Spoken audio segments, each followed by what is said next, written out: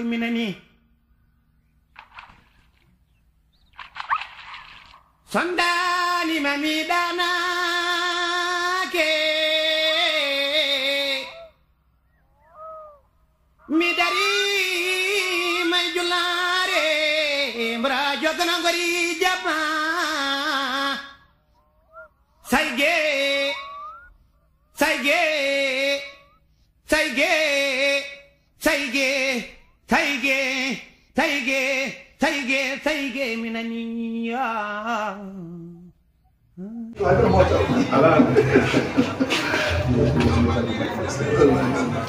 bismillah jumdande ma tina toro gural taibabe waliabe juma towi towi. C'était Francis, la voix du Poulago. Nous avons comme invité monsieur Amadou Sow. Certains l'appellent Amadou Sow Dubaï. Si je m'entretiens avec ce monsieur, ce grand monsieur, ce grand homme, cette grande personnalité, et parmi les peuples, cette grande personnalité, et parmi les plus grandes personnalités mondaines, africaines, européennes, c'est grâce à notre nièce, une grande animatrice, je vous le nomme, Kourasso, je la salue. C'est grâce à elle que j'ai eu cet entretien avec ce grand monsieur. Monsieur Sow. Après les salutations d'usage, vous avez déjà fait les salutations d'usage en poulard limpide. Maintenant, on va aller en français. Comment s'appelle ou comment se nomme votre ONG? Merci professeur, merci aussi les téléspectateurs et tous les membres de l'équipe de Radio Téchan. Merci. Nous, notre ONG s'appelle AHLS Humanitaire. L'ONG est créée ici en 2010. En 2010. Sinon, elle a été créée en 2010. Elle était enregistrée ici en 2010 au Sénégal. Sinon, elle existait depuis 1997. Ah bon, elle existait bien avant? Oui, elle existait. Bien avant 2010. Oui, depuis 1997. Sous le nom de l'Association humanitaire de lutte contre le sida. En ce moment, c'était ça qui était... Voilà. Et après, nous avons commencé avec AHLS Humanitaire ici en 2010. Ici à Dakar, au Sénégal, qui représente la Fondation pour un monde meilleur de Belgique, en partenariat avec Hôpital Sans Frontières aussi de Belgique. Donc nous évoluons dans le domaine de la santé, surtout les équipements médicaux, renforcement de capacité et de plateaux médicaux dans nos pays. Mais à partir du Sénégal, on a essayé d'étaler nos actions en Afrique de l'Ouest et bientôt en Afrique centrale, Inch'Allah. D'accord. En Afrique de l'Ouest, quels sont les pays où vous intervenez? Nous avons intervenu d'abord ici au Sénégal en construisant un poste de santé à Malika qui s'appelle... Ici, l'un des quartiers de la banlieue dans le banlieue dakaroise. Le centre de santé, le poste de santé s'appelle Brigham and Younger, qui sont des Américains. Professeur Brigham, que la terre lui soit légère, il est décédé, et bien sûr, paix à son nom. Et l'avocat Younger aussi, voilà, paix à son âme, et tous qui sont décédés. Il est américain. Donc, grâce au président de la Fondation Afrique Aid des États-Unis et le soutien de l'Hôpital Sans Frontières de Belgique, la Fondation pour un monde meilleur, on a construit ce poste de santé et l'équiper. Et aussi, on a pu accompagner la Fondation Sonatel. Sonatel? Oui, ah bon? Oui, ils ont construit. Vous avez accompagné la Sonatel? Oui, ils ont construit un poste de santé à Malika, mais avec la mairie, quand la mairie nous a sollicité pour ça, nous avons donné les équipements pour pouvoir faire fonctionner cet édifice. Voilà. D'accord. Vous avez parlé d'une partie, parce que tout le monde sait que vous intervenez dans la santé, dans le domaine sanitaire. Est-ce qu'il n'y a pas d'autres volets, par exemple, la culture, l'éducation, la pêche, l'environnement? Si, après l'éducation, après la santé, nous avons aussi accompagné ici quelques écoles dans le matériel médical, scolaire. Nous les avons accompagnés et nous avons mis quelques projets aussi dans l'éducation qui ont pris beaucoup de retard par rapport aux formalités administratives extérieures. Ça, c'est ce que les gens demandent. Ça trouvait que nous, localement, on n'avait pas tous ces données-là. Mais quand même, on a pu envoyer beaucoup des équipements scolaires dans différents endroits ici au Sénégal. Voilà. Vous pouvez citer un exemple? Oui, on a fait un don de... Premier don qu'on a fait, c'est il y a une école qui se trouve à Biscuiterie. Il y a aussi une école chrétienne qui se trouve dans le banlieue à Malika. On a fait la distribution de livres, de sacs scolaires. Et Bambey aussi. Bambey aussi, en ce moment, il y avait M. Diop qui était l'adjoint au maire, ou l'assistant au maire à l'époque. Donc, on a fait quand même pas mal de distributions de kits scolaires. Mais dans le domaine de la pêche, dans le domaine de l'environnement... Ça, on a conçu un projet pour ce domaine-là. En ce moment, j'avais rencontré une ancienne sénatrice française qui est du Vert.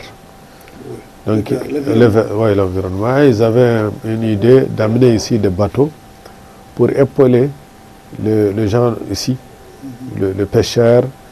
Pour aussi... Cette ONG a un regard là-dessus. Ça, c'est pour cela que je parlais un peu de pêche. Nous avons une proposition d'un ingénieur belge qui propose d'amener de chambres froides solaires, en fait. Ah, chambre froide solaire. Voilà, donc ça, et puis il y a même... Bien, voilà, ça doit être bien en Afrique. Voilà. Parce que nous avons suffisamment de soleil. De soleil. Donc il a proposé deux options. Une option de chambre froide fixe et aussi de chambre froide mobile. Donc par rapport aux zones. Parce qu'il y a des zones où ils sont sécurisés, les zones qui ne sont pas sécurisées, les gens passent un marché mobile. C'est-à-dire le marché hebdomadaire, il faut avoir aussi de chambres frigorifiques mobiles, mais solaires. Donc comme il y a un problème de l'énergie ici, le gasoil... Mais quand même, on a suffisamment de soleil. On a suffisamment de soleil. On n'a pas de problème de soleil. Voilà, donc, contrairement à vous qui êtes en Europe peut-être ou en Asie. En Europe, oui. Sinon l'Asie, il y a du soleil. Ceux qui sont en Asie n'ont pas de problème de soleil. Voilà, donc c'est pour cela qu'il propose un système simple. Voilà, ça ce sont des projets que lui-même il maîtrise, il peut mettre en action facilement sans beaucoup d'efforts. Bien sûr en partenariat avec une équipe chinoise, parce qu'il y a deux. Il y a un volet qui est avec les Portugais, une équipe de Portugais qui sont, eux aussi c'est des retraités, mais qui inventent beaucoup.